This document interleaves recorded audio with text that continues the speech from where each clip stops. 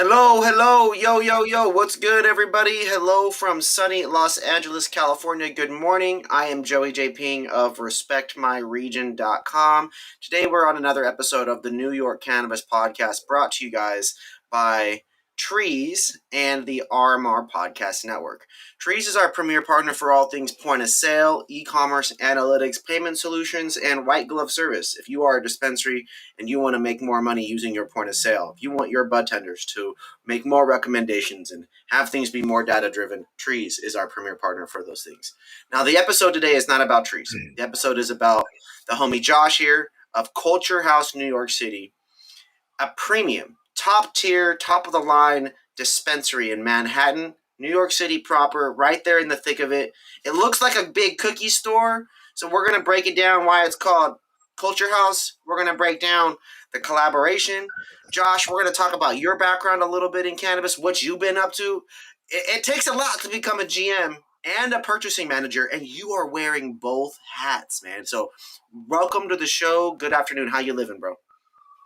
So another day in paradise, man. Happy to be here and thankful for you having me, No, I appreciate you making the time for us today, Josh. It's dope to be able to connect with a group like your guys'. It's a brand that I'm attracted to. It's some cool shit. You know what I'm saying? It's not just, oh, this isn't a convenience visit for me when I go there. Like, I go out of my way to go to cookie stores, to go to culture houses, to go see Snoop Dogg's or Be Real's dispensary. Right? You guys are one of these groups that we want to be connected with, and it's important that we help other people get connected to you guys too. And so, Josh, talk to me. Culture House, what's the deal with Culture House and cookies and how that all works? Let's just clear the air there, bring some clarity. What is the deal with you guys looking like a cookie store, but you're called Culture House? So there's a couple things to that, and I like to try to tell a lot of people like it's not on us, but it's in us. So to give you a little bit of background, so I joined Cookies back in 2020. I opened up the very first store in San Diego. Later on that year, in December, we opened up, or excuse me, actually in September, we opened up Cookie San Bernardino, and those are the first two stores I opened up, and then we ended up opening up another like 14 amongst like 7 different states, right? Yeah. That was with a different partnership and all. I left that partnership, came back in 2023 conversations with Berner and a couple of the directors over at Cookies, and they told us that they were opening up a Cookies in New York. Now, for legal reasons and just kind of like the hoops that you had to jump through, depending on what state you're always in, right? Some things are a little bit different. But for New York reasons, if we wanted to be a Cookies, we could not sell Cookies flour. And that being a big reason of why we don't have the name. Simply put, we couldn't sell Cookies flour or Cookies products for that matter. And at the end of the day, people love Cookies clothing, people love Cookies the brand, Cookies whatever. But at our soul, at our core, at our ethos, like we're a genetics company at the end of the day. Believe it or not, and at that moment, like we are going to make our impact felt at a genetic level and at a product level. And if we can't be the store that is called Cookies and sell cookies by Cookies, right? It doesn't really make sense. So there was that. There was a nature of other things, some legal details as well that like the state just still kind of has a harp on, brands that are not New York bred and born, if you will. So I'm sure those obstacles will start becoming a little bit lighter as days come, but during the meantime, just to get the store open, just to make sure there was no more red tape, just to make sure that we'd be able to sell Cookies products, we kind of pivoted with the name Culture House. Yeah, it's dope. New York, for a backup name, for a quick, we got to pivot. It's sick, and it's not bad. That's how you, Josh. That's how you know, bro. Okay, so I'm a music guy. Some beats, some instrumentals. It doesn't matter who's on it. It would be dope no matter what. I'll listen to it without anybody rapping or singing. Cookies, the blue, the brands, the genetics, the merch, the people that you guys hire at the stores. It's always 5 for 5 for me. The product might be old. That's packed. That's flour. So that happens in retail. It varies from store to store. San Bernardino in the summer, do I expect every flour I buy from every dispensary to not be a little bit dry? It's the desert. You know what I'm saying? So it's this balance, right? And so people love to harp on cookies. They love to hate. I'm a freaking fan, man. I'm a super fan. I'm a fan of Culture House, and I'm rocking with you because I've been to the San Diego stores. I've been to the San Bernardino stores. I've been to Cookies in Illinois. I've been to Cookies in Canada. I everywhere, and I love it, and I'm a big fan. And so, Josh, it's dope, man. Let's switch gears. We've cleared the air and the legislation and the rules and the New York cannabis legislative group making all the rules and enforcing it and stuff. But Josh, what have you been up to? How did you get into cannabis and cookies? Were you smoking cookies with me back in 2012, 2011, 2010? What's a little bit about your personal connection to the brand? So I'll tell you like this, it's funny. So coming out of high school, I was a football player, had scholarships and such. I ended up getting stabbed in the back of my head, slice right here, slice right here. I can't play contact sports anymore because of that accident, right? So I actually was going through like chronic migraines. My mother had just had cancer, like ovarian cancer. And a business partner of mine to this day, who at the time was like one of my brother's better friends, he had just lost his mother to cancer as well. He had started up like a little delivery service, right? A cannabis delivery service in San Diego that I effectively started helping with, right?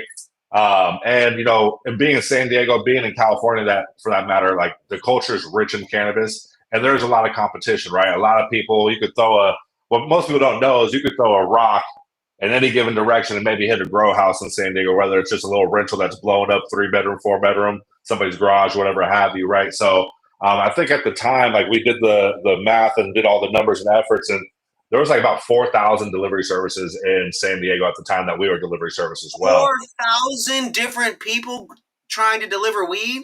That's so there's that, right? So like for us, we're like, how do we make ourselves a little different? And at that time, we were going underneath his brand company called the Honey Flower. And we were doing the Honey Flower, and we're like, how do we differentiate ourselves? Well, let's make some proprietary products. So, we had growers in our family, and my business partner, he's a grower himself. And we started doing, our honey flower concentrates. We started doing honey flower edibles. And even that, right, everybody was a grower, and everybody was trying to make brands, and everybody was trying to do this and that. So there still wasn't necessarily a true differentiation except for the genetics that we currently had. But where we kind of really found a nice little niche was, and all credits due to my business partner, his name is Josh as well. He basically was like, we're going to start doing catered events and like dab bars and going to weddings and going into colleges and going to parties and kind of putting on these events as a service. And that really started like taking off for us, right? So, he started really crushing with that. We went from that to hey, look, we're going to all these events. We're going to LA. We're going to San Bernardino. We're doing all these different types of, the Emerald Cups. We're doing, why am I blanking on this right now? We're doing Chalice. We're doing Chalice, Secret Sesh, Taco Sesh, all of them. We're doing all that good stuff, and we're like, there's nothing really in San Diego. Like we're traveling up, we're seeing our San Diego family, our San Diego people out in LA, out in San Bernardino, out in Santa Cruz, and we're like, what the hell? Why do we all travel this far? We don't do nothing at home. So, my business partner basically created the San Diego Cannabis Farmers Market. And it was our way of, hey, look, people are going to dispensaries, they're going to deliveries. They're probably buying somebody else's work, which is fine, right? There's a need for the middleman. But hey, just like a farmer's market, you want to meet who's growing your vegetables. Hey, do you want to meet who's growing your weed, who's growing your medicine at that time, right? So that really kind of became like the forefront of what I would consider them family right now, right? What my family does. We have a brand in California called Farmers Cup. And we've been doing the Farmers Cup for about a decade now. That transitioned out of the San Diego Cannabis Farmers Market, kind of just keeping the moniker of Farmers Cup because we didn't want to just limit ourselves to San Diego. And then, my brother got his Cal Prime cultivation, or cultivation license in 2022 as a social equity, and kind of just married the brand of the cultivation to the Farmers Cup because it's the same people. Why try to build up another brand necessarily, right? Might as well just package it in Farmers Cup, and that's been doing very well for us. So that being said, that all happened in 2022, which was around the time that I left Cookies the first time and started working with Fiore, started working and really, focusing on Farmers Cup a little bit more, getting our cultivation up and going. And then, quite frankly, around Thanksgiving, Christmas time, 2023, I got a call from an old boss of mine that was at Cookies, one of the directors. His name is Wes, just a great guy overall who still works with the company. And he put me on a call with Burner, and basically they were like, "Hey, look, we're opening up, Cookies retail in New York." And I was like, "Dude, that sounds crazy. I love that, but I hate retail. Like, I don't want to ever touch that ever again, right?" But effectively, you have to admit what you're good at is what you should probably be a part of, right? So, all in all, right, they kind of pitched me the area, told me how magnificent it was, how big of a deal it is, and lo and behold, I knew how big of a deal it was, but you never really know until you're there. So, seeing our location, seeing how iconic it is, learning from like the people of New York is a treat in itself, if you will, too. Because I'll tell you right now, like we have the option of, I've built teams before. I've done numerous NSOs, consulted for numerous companies. At the end of the day, they were like, "Do you want to bring a management team? Do you want to bring in a team from California? Blah blah blah." And I was like, "No, man, we need New Yorkers. Like you might be able to fake that funk in other markets and such like that, but like New York is New York." And even Nah, the cookies that was going to be in New New York York was going ain't to be New gonna let York. that pass. Yeah, New No. York gonna avoid you altogether if you ain't got no real New Yorkers in the team. Yeah. And if you come and try to just like culture vulture from like, the state, this state will call you out for it and they'll let you know real quick, right? So to an effect, like has the entirety of what we've done out here been anything of what people like relate us to as the brand cookies? No, not necessarily, but we're still trying to mature with the market. And the market coming out here was very immature. But I will say the evolution of this market is in hyper drive, right? I've never seen a market evolve this quick. Quality going up and up every single day. Still not really where you would expect it to be, given that New Yorkers do smoke good weed. There are a lot of good farmers out here. But really, at the end of the day, it's like, I think the best is yet to come. We're kind of going through storms right now, the shakeouts that are. And, in a real sense, for anybody who understands the cannabis industry, we're about to be on track and trace over the next 3 months, right? So the very first tiers are coming out in August 1st. The second tier is coming out for September 1st, and then retail gets hit October 1st. And I'm sure it's going to shake up the landscape just like anybody else. Oh yeah. But we're prepared, and I don't want to speak ahead of myself. I'm not putting words in nobody's mouth. I'm not saying anything is ink on paper type of deal. But I have full faith that in 2026, cookies will have some type of cultivation foundation out here, and New York will start to see real genetic, real cookie, real work. And I know a lot of people that everybody wants to say what they want to say. At the end of the day, cookies have been at the forefront of this industry for over a decade now, simply put, because there isn't really a book of somebody already who's done it and what to learn from. We're kind of writing the book as we go. So all critique is welcome. All critique is warranted. But people are going to really start seeing, what built this brand, why this brand is the brand it is, and they're going to see at a very, very high quality that that people were accustomed to back in the day. So I'm looking forward to New York. I can't help but laugh, Joe.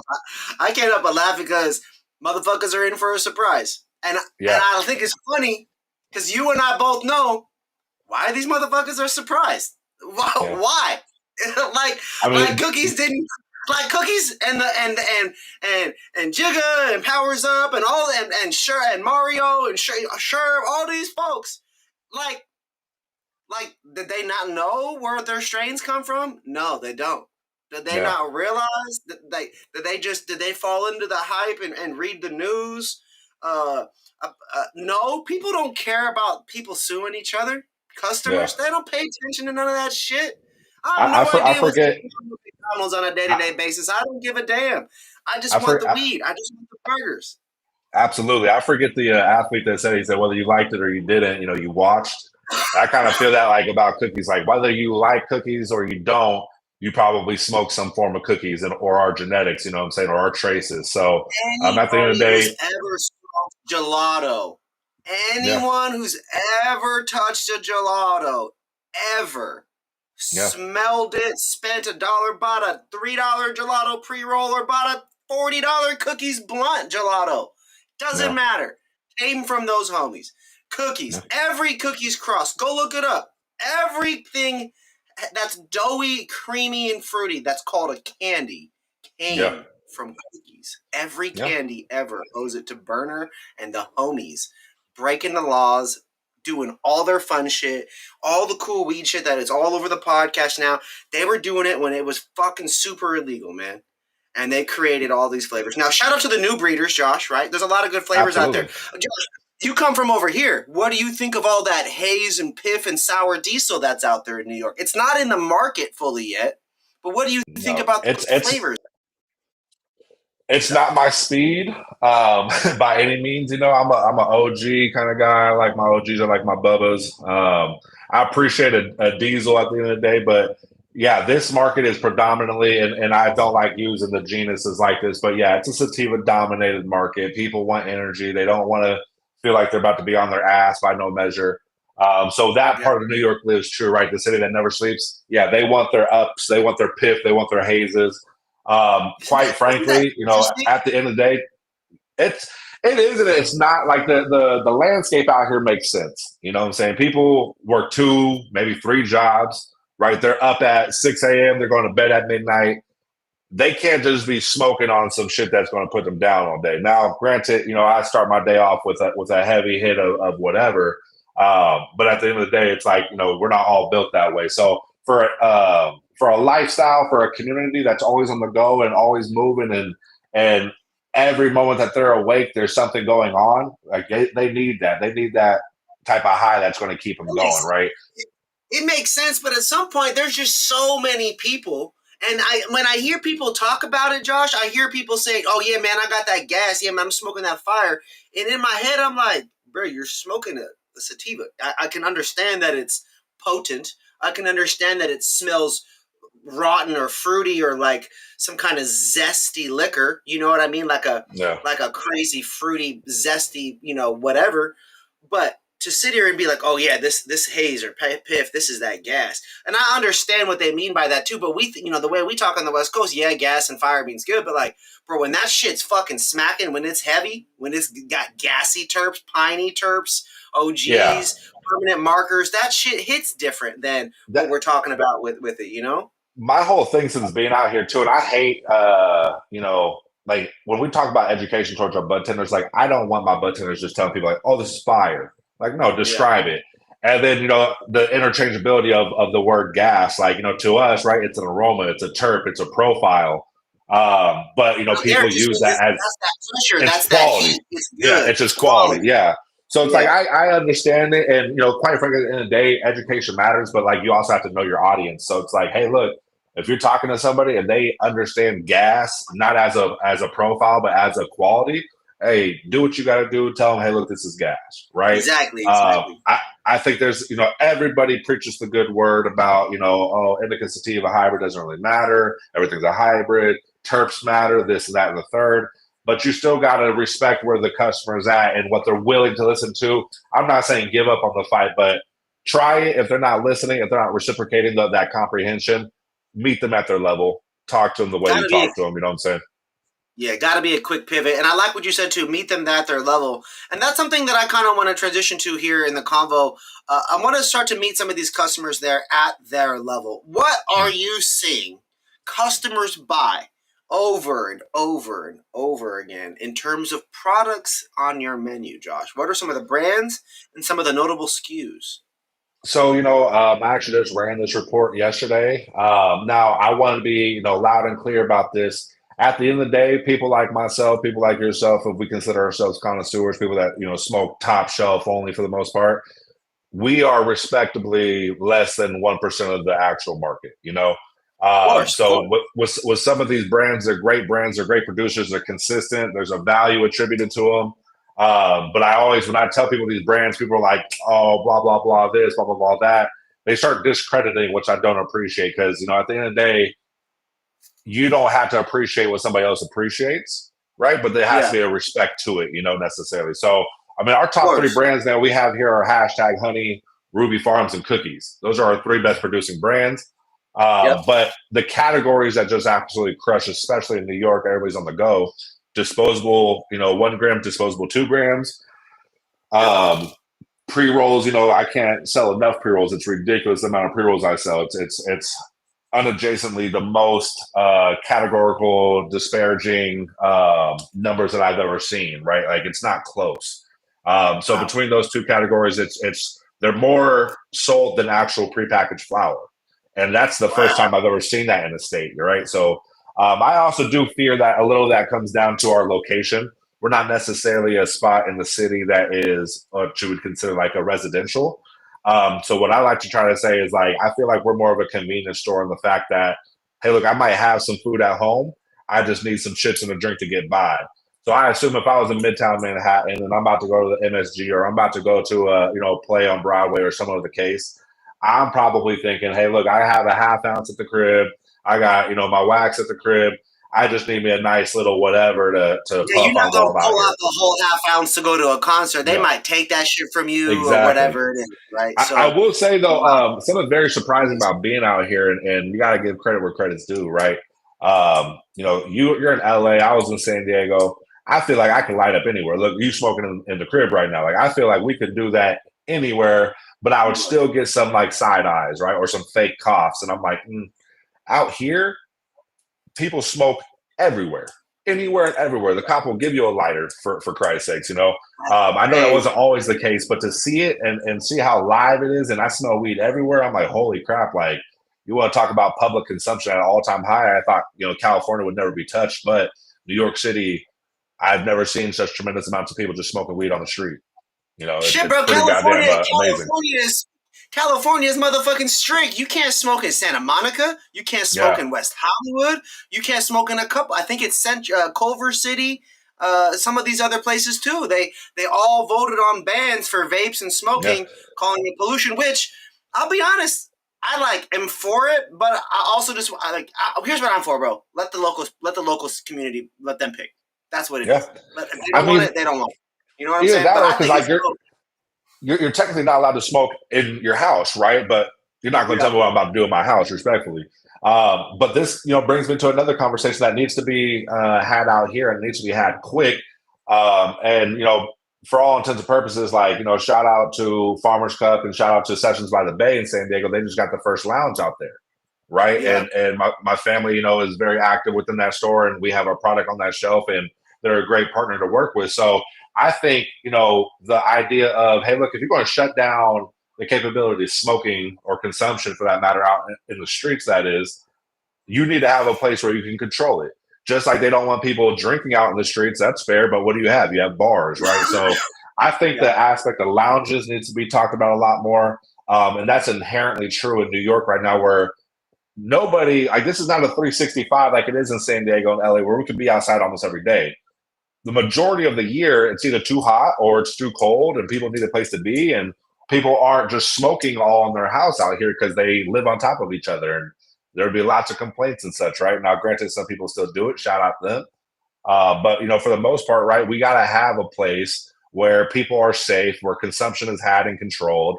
Um, and hey, look, during the summer and during the spring, while the weather's still good, fuck it, let's smoke outside too. But the reality is, hey, look, there should be places that we could go and feel safe and be away from what is considered bothering the rest of the public, right? Give it to us. Let us operate it. And, I'll go a step further. I think that should probably be given to dispensaries first, because at the end of the day, it makes the most sense. We already have the infrastructure. If you already have the foundation or the building for it, let's make it happen, But God knows where they're at with those talks in the state. I don't have that much faith that that's coming out anytime soon, but it does need to be addressed.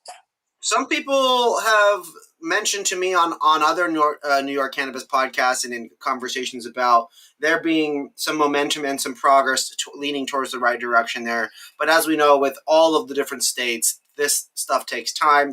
It's a never-ending series of changes and updates and upgrades or downgrades. Sometimes we're going backwards. Sometimes we're going way too fast forward. It's this weird balance with all these different states. New York are doing what they can though, and they seem to be making changes a little bit quicker than most states in terms of just the growth or getting the structure or the infrastructure going.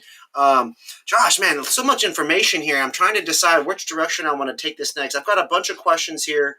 Josh, how do you guys balance business with culture? I mean, the company's the store's called Culture House. So how do you balance sales performances and trying to hit records and grow revenue month over month while also keeping this integrity of where you came up how you came up and what you and Burner and the whole team are trying to create and embody there. So, I mean, it starts at the level of the first people you see, right? I mean, I have a truth be told, and whether people think this might just be like, oh, I'm just hyping them up for the podcast, right? I have a really good team, front facing team that is there, that's part of New York, that understands New York, that is somebody that will make you feel welcome. At the same time, will make you feel like you've been around here before, right? So, like, I have a really good team, and it starts right there. To the other cultural aspects, though, I mean, there's so many things that we do here. So we own this big old, beautiful blue building, right? We've had activations here, whether they're cannabis focused or not. We've had, record listening parties, right, for like Boldy James. We've had, launches for, Griselda and Benny the Butcher. And we've done things, whether they're yoga, whether it's painting, whether it's we're doing a comedy show on the 8th of August, right? So if y'all hear this before then, come on down. We are, being part of the culture. It's not just cannabis culture, right? It's New York culture. It's everything in between. And also from you talk about, the balancing act that is the retail plus everything else. As somebody who, one, my family's in cultivation, my family's in events, my family's in retail, my family's in operations. I see the business through multiple scopes, if you will.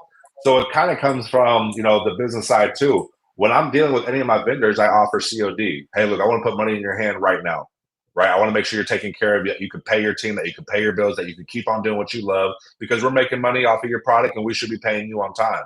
I don't think that's a thing across the board. I make sure that all my team gets, staff samples. And if they don't have enough staff samples, any samples that come to me, I give straight to my team anyways, because I'm not the one on the ground selling it. Hey, you like this? Hey, it's going to be priced at that. Do you think you could sell that? Absolutely, I do. Great. And for that, we have great inventory turnover. Everything comes down to me, and any of my vendors can quote me, any of my people can attest to this. I live by, in our culture, everything has to be a good deal for everybody included. Has to make sense for me, has to make sense for the vendor, has to make sense for the customers, And if there's a break in that chain, that balancing act is done. Nothing makes sense and everything's out of whack. So, take care of your team, take care of your vendors, take care of your customers. Sounds easy, it's hard, what I'm saying? But at the end of the day, it's like create an atmosphere where all three can win, and you'll see what your dispensary can do, or your business for that matter. Great game here today, folks. Be sure to tap in, man. Josh is fucking spitting bars here of retail game and perspective. You New York folks, or about to be New York folks, better tap in, man. I want to do a quick shout out here to Culture House NYC, the team, Burner and Cookies for their impact on the culture, New York for being New York and just being dope and unique people who care so much about cannabis in their own community, and they tend to care so much about and be passionate about things that they end up doing stuff with other people. And when you uplift other people, more stuff and impact happen, which is dope. Big shout out to our sponsor, trees.io, for more information about retail point of sale in cannabis. Definitely, in our opinion, one of the best groups, if not the best. I just don't know enough about point of sales. You know what I'm saying? I don't live the daily as a bud tender doing transactions, but I can tell you I do use trees at a lounge, actually, when I'm there part-time. And I'm familiar with the importance of upselling, cross-selling, data, right? Reporting. You said earlier you ran a report to figure out what the top sellers were. We talked about it, right? Yep. But let's pivot towards some of your favorites, Josh, because I'm interested in what you think is good. You're the buyer. You've tried it all, or you give it out to your team, right? So the question becomes, it's women's basketball season. We just got done with the All-Star game a couple of days ago. You know what I'm saying? So hit me with your starting five. If I'm coming in there and I got a couple $100 to spend. I smoke flower. It's hot. I'm trying to get a drink. You know what I'm saying? I need an edible because I'm going to sleep. My back hurts. I'm getting old, bro. I need that for my sleep. So walk me through, like a $200-300 purchase of the gummy, the edibles, the beverage, and 2 or 3 flower products. So that way I can, go out there and hang out and buy some fire from Culture House. Absolutely. I mean, I'll tell you right now, for me, it starts with flower. I think that's any reason why anybody should be going shopping anywhere. It starts with flower. First and foremost, I'd be doing the wrong thing if I didn't say this, but if we have it available, you get yourself some cookies flour, right? Outside of that, somebody who's been very, very successful on our shelves and is just coming into the space over like the last few months, Preferred Gardens, just amazing quality across the board. California guys, but really making an impact out here. And you want to talk about, I got to educate a lot of the people that walk in here and the importance of why this brand should be on this shelf, this and that and third. Preferred Gardens is one of those things that naturally just like started picking up because they are one of the ultimate expressions of value. And what I mean by that is great quality at a price that, even competes with the street. So that's going to be a great additive. I would say any of their cultivars you can't miss with. I would have to say, shout out Runts as well. They've been a hell of a sell through on our shelves. The Obama Runts, the Ether that's about to drop, the lemon candy, all of those things have been amazing for us. The Pink Runts recently, that recent batch was absolutely gorgeous. All those strains crushed here, bro. You were here. Yeah. You were here with me in the clouds because we weren't in the same streets, but we were in the clouds in similar regions of California when all of those strains dropped out here. All of them that you just said. Every single one. And now New York is going to get hit with a tidal wave of fire. That's so exciting. I do got to say, and I'm going to give credit where credit's due, and I've had their weed in other states, and a lot of people always have a lot of shit negative to say to them. I'm not sure if they'll even hear this, but the growers at GTI who make the Rhythm product out here, whoever they put in New York cares. That is a brand that, what was way ahead of its time before people started dialing in a little bit out here, before there was actual good indoor, because all the medical market people. The medical market before everybody else. So they had a they hated them for it. Yeah. They had to step up because of the quality, because they were indoor, because New York didn't really do actual regular cultivators any favors, right, with the growing. And still to this day, understand what it means to be on the shelf and understand what it means to release good cultivars and stay up to date with trends and all that. So they've been great out here. I can only speak for this team out here, but the grower out here cares, whoever he is, whoever she is, maybe they do a good job. And they have something for $30 on my shelf. They have something for $50 on my shelf. Right. And both are quality, which is hard to do. So I would say, of those brands right there, a couple honorable shout outs, right? You also have hashtag honey. That's a good, valuable brand right there. You have High Priority Cannabis. The top seller. Yeah, they crush. High Priority Cannabis just came out here. Living Soil, New York grown, real weed. I think we got the very first invoice in the state, so we helped launch them a little bit. They do absolute great work, and I'm looking forward to seeing what they do as well. That would be, what I'd close you out on regarding that part of the sale. I'd move over to edibles, man. I'd probably say the Jaunty Live Rosin edibles are phenomenal. They taste good. They've been consistently good. As somebody who eats like half a pack to get where I need to get to, right? They've been consistent. And when it comes down to edibles, that's everything for me. Like, is this time going to be the same as next time? Are the expectations the same? Are they still met? That's going to be a good time. I also like to, they did it just for New York. Shout out Kiva. They had a everything but the bagel seasoning chocolate bar. And that one was like, damn. I was a fan of that one. I always like the little funny stuff that they do with those. Going on over to a couple of vapes just to make sure you have something to hit while you're trying to be a little inconspicuous. Yeah. I need them vapes, bro. I need them vapes. I got a rosin vape somewhere around here. I don't know where I put it. I'm high now. Yeah, I was going to say I would probably shift that communication on over to probably go with Oleo first. Oleo has a great 0.5 gram rosin. A lot of people out here, the crazy thing about New York, because of what you're allowed to do with how you package and what the limitations are on cannabinoids. People are doing 2 gram vapes, they're doing 3 gram vapes, right?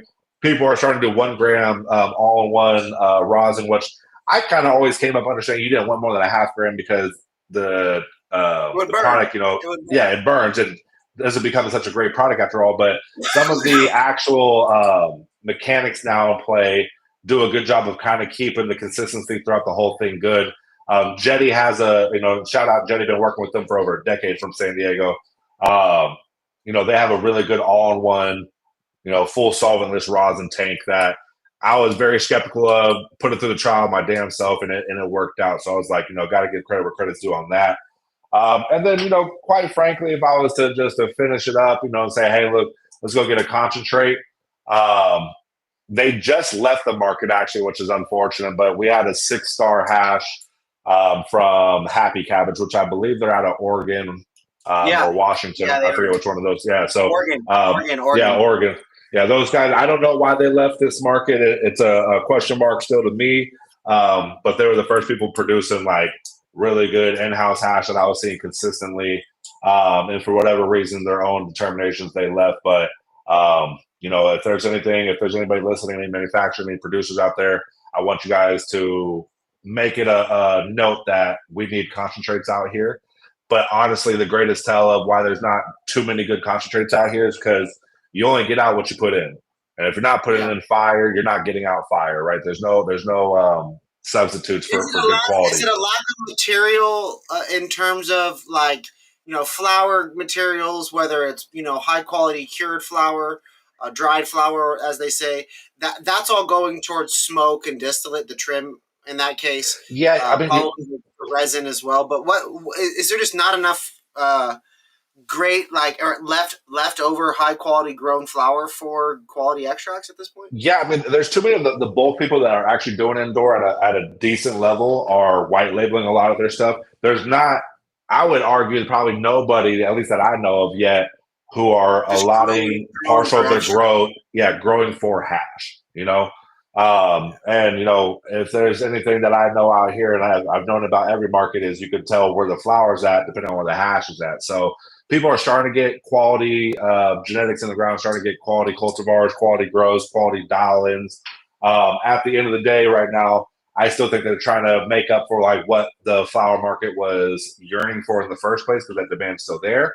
Once they're able to grow a little bit of a surplus, then you'll start seeing the allotment go towards, or the allocation go towards some type of concentrates. But I'll finish up with the concentrate. We're filling up a tank, and it's like still down here. It's not like the flower's just getting smoked at this point. Like it's just how much can we consume at this point still in the flower space, and that's not allowing us to get this at this surplus like you're talking about, right? For exactly the oil, or it hasn't identified that that's a profitable business model just yet for people to solely focus on. It's really not. I mean, this is the lowest categorical percentage that I've seen as far as in terms of revenue.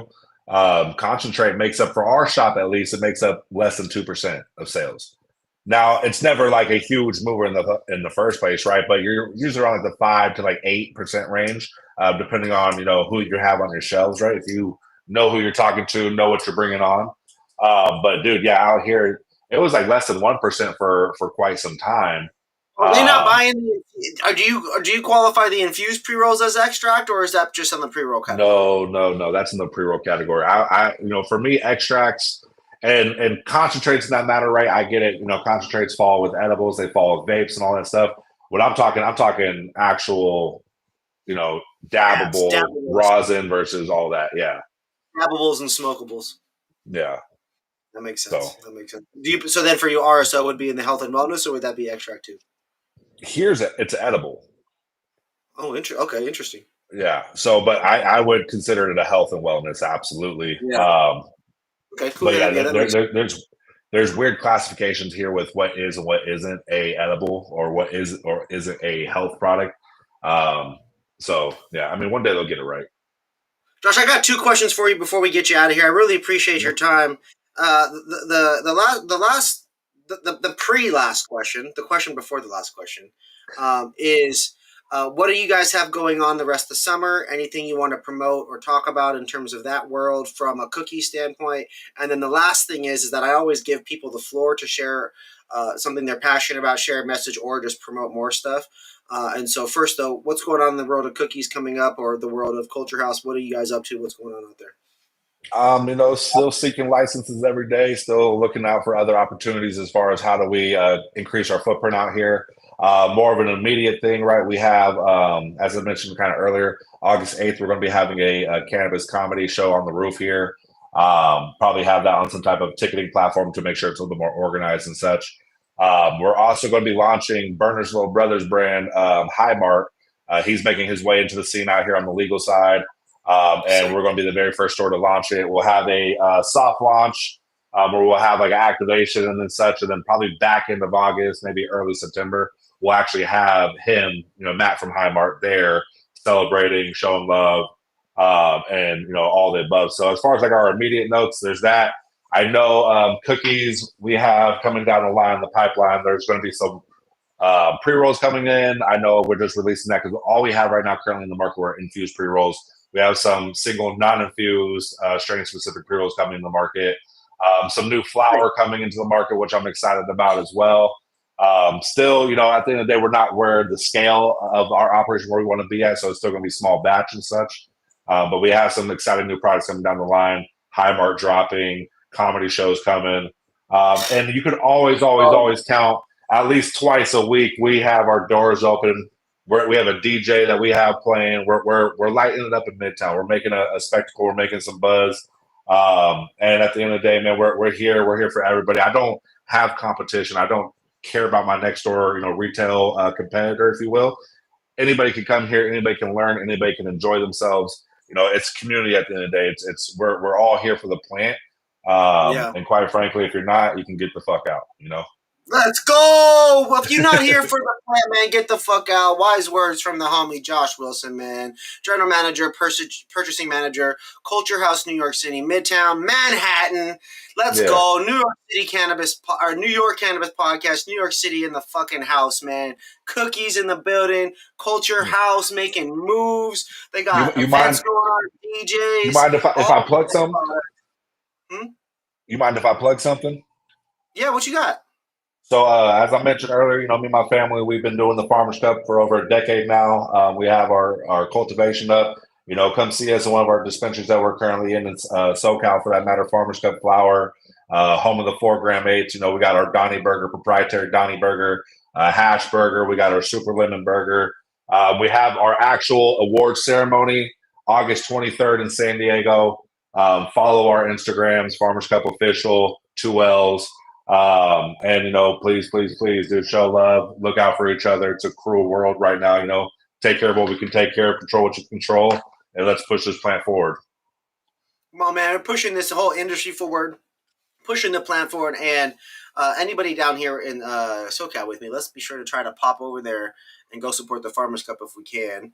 I don't know if I'm going to be out there, but I will tap in and look at the dates and try to make the effort out there. I have not been down there for one before, but I really appreciate your guys' inclusion with us and always the offer to participate. It does mean a lot, and I appreciate you guys keeping me involved, for sure. Absolutely, brother. I appreciate you guys having me and listening to me for the last 30 minutes. Y'all could do anything with your day, and you chose to do this. So let's go. Joey J. Ping here, checking live, man, respectmoreregion.com. RMR Podcast, New York Cannabis Podcast. Trees, we appreciate you for your guys' help, and we look forward to getting everybody here connected.